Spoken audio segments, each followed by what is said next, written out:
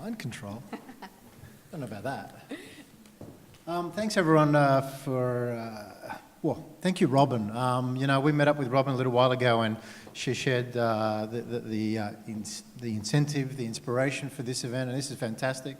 You know, I'm a strong believer in diversity, and I think, you know, getting the chance to get out there and in walks of life that you're not typically, you know, walking in, it gives you a great different perspective on innovation, on the creativity that's going on. There's definitely a groundswell happening. And I'm happy to say that, you know, for me, innovation is a key value and a key principle for me. It is jointly related to the concept of flow. Does anyone know what flow is? Only one hand? Okay, so it's two hands, fantastic. Well, fantastic, maybe you'll learn something. Flow is another way of saying being in the zone. But it's now a technical concept in that there's a great book called Flow, and a Professor Mihai Csikszentmihalyi who's been doing a lot of work in this space. And it's where you are in your peak state, in the top right-hand corner, a balance between challenge and skill. It's been something that I've been pursuing for a long time in my life, and it's where I'm the most creative, innovative, engaging, and happiest. And that's what I wanted to create in this company called Veltia a long time ago. We learnt a lot of things in that organization. We ended up building a high-performance culture to the point where we created group flow, which is where collectively we were all in peak state. And it's not just about performance, it's actually a balance between health and performance. So I'm going to introduce you to why or how creating a culture of innovation is important. A Million Acts of Innovation is trying to help Australia become a top 5 country for innovation by 2020. Yes, that's my BHAG. That's our BHAG, Big Hairy Audacious Goal. Why? Because I think the writing's on the wall. Every organisation we talk to at the moment want 2 key things: entrepreneurial thinking and innovation. But the reality is innovation in the way we look at it, the way we view it, and what we learnt in our last business, where we created a 30-person company that pretty much out-competed by out-behaving, was all about distributed leadership. It was all about democratising leadership, and it was about creating a culture of safety and inclusion, which I'll talk about in a moment. So, having said all that, I think there's a problem in Australia. Now I'm going to go up 50,000 feet at a meta-model level and just talk about why I think there's a problem. Now, we're rated in the world, according to the OECD, 13th in the world for innovation inputs. That includes knowledge workers, infrastructure, and institutions. That's pretty good compared to the rest of the world. But for our outputs, we're rated 107th, right? We haven't been in recession for 22 years, technically. So we've got great inputs. We've got what seems to be some level of prosperity and affluence, but we're unable to execute on innovation. So, and actually that's out of date now. We're now rated number 17 in the world according to the World Economic Forum. So we've improved by 2 points. Great. You know, to be honest with you, the numbers don't really mean too much to me, but it does indicate that we're not doing so well. We've actually dropped from number 9 to number 19 up until this year over the last 10 years. And that's against countries like Singapore Singapore and Switzerland. Now, studies are showing that it's because we don't collaborate effectively between R&D companies and academia and institutions, and our culture of innovation or our culture of execution is non-existent for many different reasons. Personally, I believe it's just because we're competing against you know, sports and weather. This country is amazing. I can go to Bondi Beach right now and just chillax, right? But and I can talk about this for a little while because, you know, I talk about innovation being your birthright. Now, innovation is a term that should never be defined, I believe, because as soon as you define it, it's dead. But how do we, you know, create the space, the environment for potential? And for me, innovation starts with myself. How do I innovate how I relate to myself and how I perform, how I behave, how I relate to others, how we create collectively, whether that's in business, whether that's in community, and how does that relate to nation? So that's all, I see the correlation between all those things, and some people call that systems theory. So what's missing?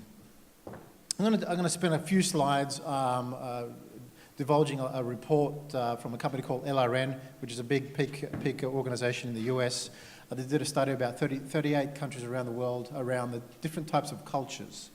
Now, these are, it first starts, it's not developmental, but basically most organizations follow the first two, blind obedience and rules-based.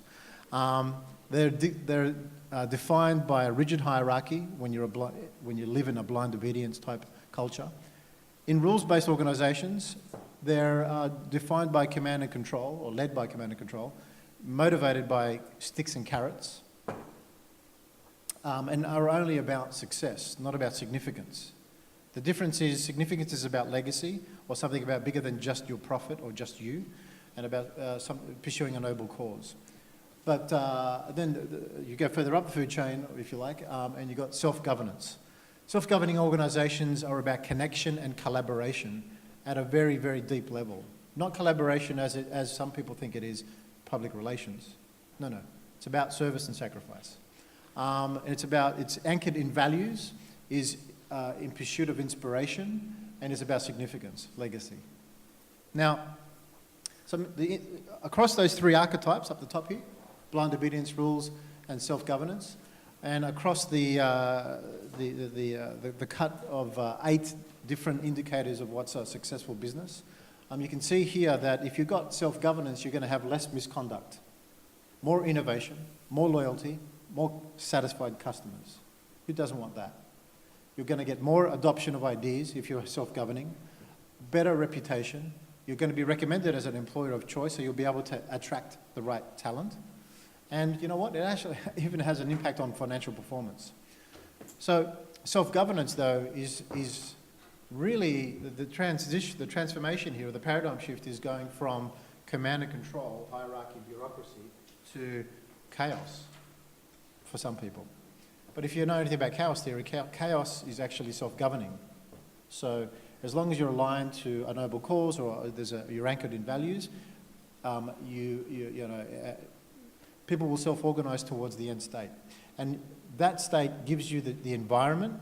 If innovation, I believe innovation is a space, gives you the environment to allow all of us, to pursue mastery, autonomy, and purpose.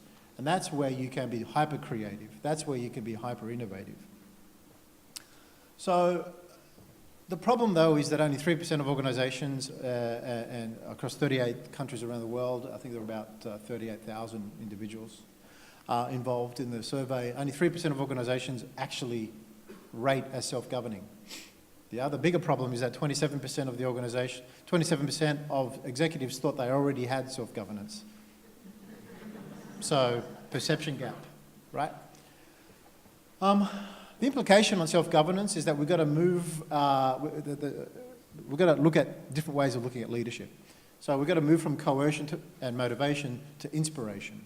And in this hyper-connected, hyper-transparent world, where it's much harder to hide if you're a Sith Lord, I call them, you're not going to be able to inspire people. In fact, if you claim to be inspirational and you're not, people will turn on you twice as fast. It's not good for your business, it's not good for our community. And I think but it's a positive sign. I think we're getting to a point where we need to be pursuing noble causes to drive inspiration. Now, that beautiful thing called trust, which if anyone's done any studies on, is the social lubricant of any prosperity, both at a community level and at an individual level. The effect of trust on oxytocin, on the brain, and the bonding mechanism that happens, trustworthiness, is actually very, very powerful, to the point where if you've got high trust cultures, you'll have 22 times more risk-taking, 8 times more innovation, and 6 times more financial performance. So, and that scares the bejesus out of a lot of stage 3, rules-based organisations, right? Because they're looking at this from an industrial firm lens, not a creative firm lens, which is where we're actually increasing variation. So in Veltio, my last gig, we built a company pretty quickly and got acquired by a New York-based company within about 4 years in Australia. We partnered with a big cloud computing player and Apple for mobility, but we use the technology as an enabler, just like this Design-athon is an enabler, to go into organisations, pretty much the top 100 in Australia, and help them make the transition. The technology was the enabler for mass collaboration, for more effectiveness, for the right behaviours to be rewarded, and to enable changes in what they did in sales, in design, in service. We called ourselves a customer engagement consultancy. You know, really, at the end of the day, we were about living and demonstrating what we call innovation culture, which is what I'm going to show you now. So retrospectively, we look back at this and said, what was it that was successful about what we created? And it was that we actually took a Socratic approach to what is leadership, what do we want it to be, and what, if you don't have any followers, you're not a leader, no matter what your title says. At the end of the day, because there definitely is a large movement of absenteeism in large organisations and even small organisations. But the reality is that I was a professional absentee for about 10 years of my life, thought I was masterful at it, and I had my pay rises, I had my title changes, but I wasn't happy. I got to the end of that 10 years and said, okay, if I keep doing this, am I going to be happy when I'm on my deathbed? So when I look back, I said, look, I need to pursue autonomy, mastery, and purpose, and get to a point where I can, where will that take me? What can I create? And it wasn't until that epiphany that I pursued becoming an entrepreneur, starting an innovation consultancy, and built a 30-person company where I helped. Now, the byproduct, or one of the main key things, was helping other people transcend their Maslow hierarchy of needs, their ability to transcend, to grow, and to create. So leadership is in the 21st century, is about service and sacrifice, not about command and control. It's about being there for your team and helping them transcend, to begin with. Then we've got to look at engagement.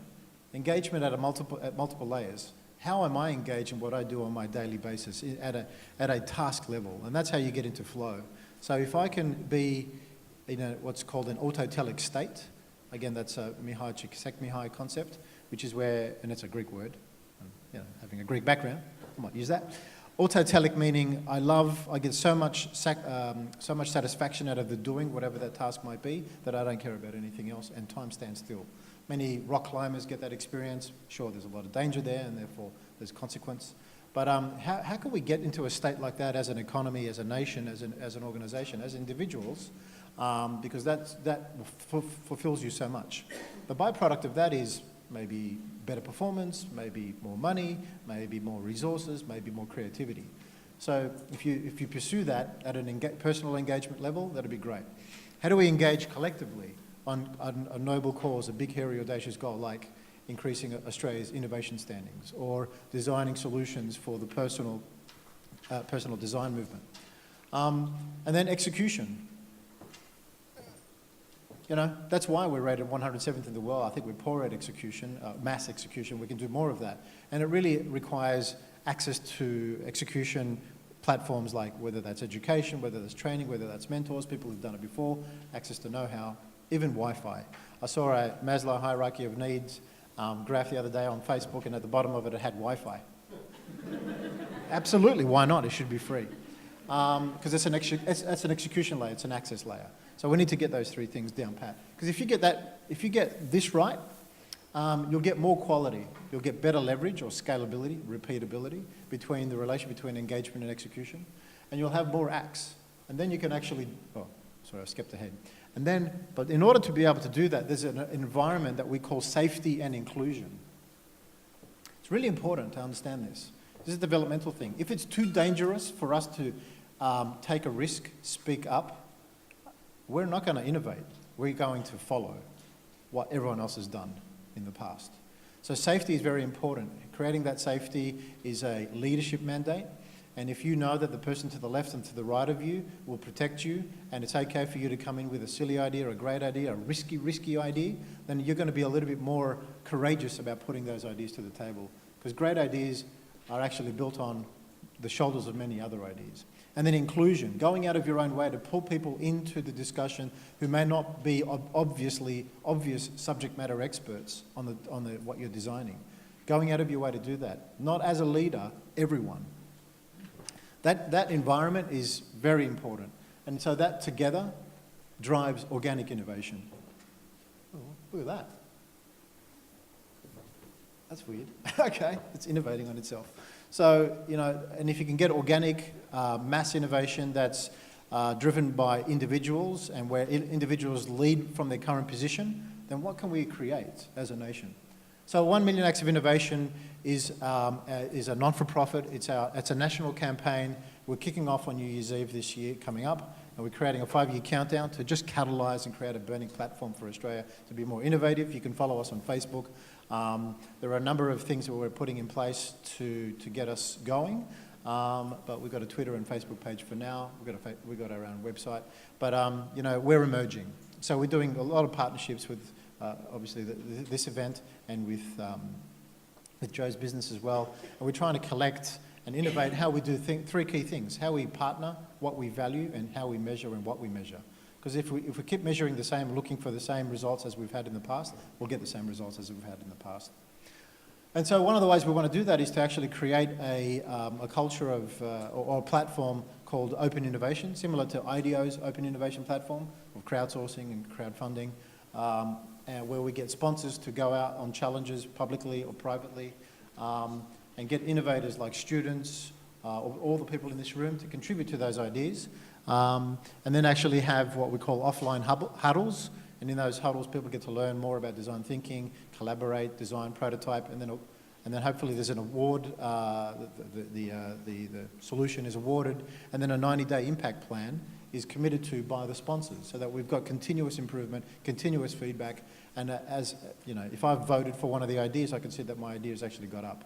So this has also come from some experience in my past venture with Veltio, where we helped the Commonwealth Bank of Australia build the Idea Bank project, where they went public with opening up, you know, innovation to their customers and asking their customers to ideate. It was quite catalysing. This is my last slide. Just a couple of a few things that I've picked up along the way that work for me. It may work for you, I don't know. But you know what? For me, find what you would do for free and you will be invaluable to others. Now, I'm not saying don't charge for anything. Or what I'm saying is, what is the thing? Don't just pursue things that are related to money. Don't do it just for money. Do it because you love doing it.